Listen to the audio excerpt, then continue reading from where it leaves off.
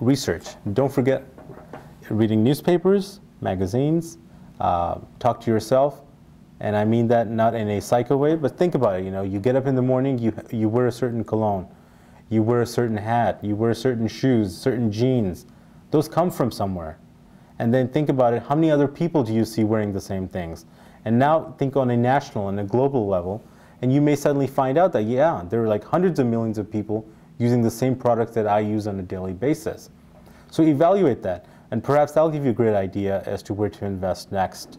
Abercrombie Fitch, The Gap, you know, things like that. Think in the retail sector, if, you know, think about where you go to eat. You know, do you go to a particular restaurant chain?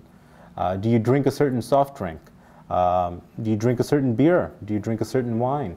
These are things for you to think about. So your research is everywhere. The universe is your research. Study everything, see everything, and study how you buy, and that'll give you an idea as to where you may want to invest.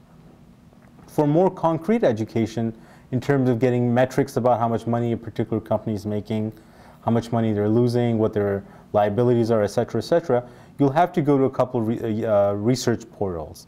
The bulk of them are free.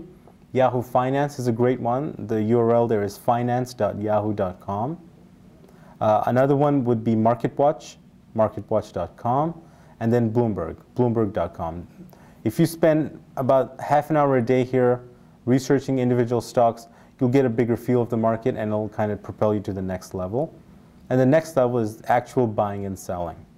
You can't call up somebody and say, I want to buy this stock. You have to go through brokers. Brokers themselves can be classified as retail brokers, institutional brokers, online brokers, and offline brokers. Your online broker would be a person who's there. They may set up a computer program for you where you tell them, I want to buy 1,000 shares of Microsoft. You press a button and the trade gets done. Or you may feel comfortable in talking to someone. So then you'll have to call them on the phone, and obviously it makes sense. If you're going to call them, they're going to charge you more than just, say, placing a trade online. So the broker has to satisfy your needs, not the other way around. Study the brokers out there and go with the broker who provides you the services that you need. And the most important part about the stock market is the idea of controlling your expectations. The market does give you the opportunity sometimes to make a lot of money in a very short period of time. And when that happens, people get, frankly put, they get greedy. They think that this can continue over long term, and it just simply does not happen. Pull up any chart of any company that's gone up, you'll see that it's fallen down, and it may go back up again, but you really don't want to be in that position where it's falling and you're holding, especially if you bought at the high. So slow and steady. Don't try to make 50 or 60% off a trade. Try to make 2 or 3% off a trade. And add that up over years, and you'll see that you'll make a lot more money than that one guy trying to make 50% off every individual trade. Learn that the market is a slow and arduous process. You can't make money in the market overnight. Few people do. They get lucky, or they happen to have been at the right time at the right place, or they may have gambled correctly. There are people out there who've made billions of dollars in the market. The idea is not to think of them as gamblers. If you'll study them, they follow a very deliberate and concise method of investing. And the media may glamorize them, and you may feel that they've made their money easy. They frankly have not. They put a lot of hard work into it. Also keep in mind, high returns mean high risk.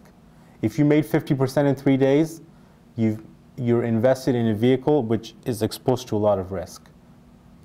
You want to make 2 to 3% on a monthly basis, and you want to beat the index. And always keep in mind, slow and steady will win the race. Money grows best when it's compounded. It doesn't grow when you try to shoot the 3-point field goal from the 60-yard line. It just doesn't happen. I have these little turtles here. Keep in mind, slow and steady wins the race. Make the turtle your mascot. Observe how he moves slowly, but at the end of the day, he gets to his goal line and he wins. Funny joke, don't lose money in the stock market. Number 2, don't forget the first rule. So this is how you want to consider investing. You're going to lose money in individual trades, but you never want to lose so much that you're never able to come back again and trade again. So slow and steady, and you'll get to the end. So what we'll do now is we'll kind of wrap this up, and we'll create more lectures for you focused on the more details within the presentation here. And write back to us, let us know what you think, and give us suggestions as to how we can improve this service, and we'll create more videos for you. Talk to you soon. See ya.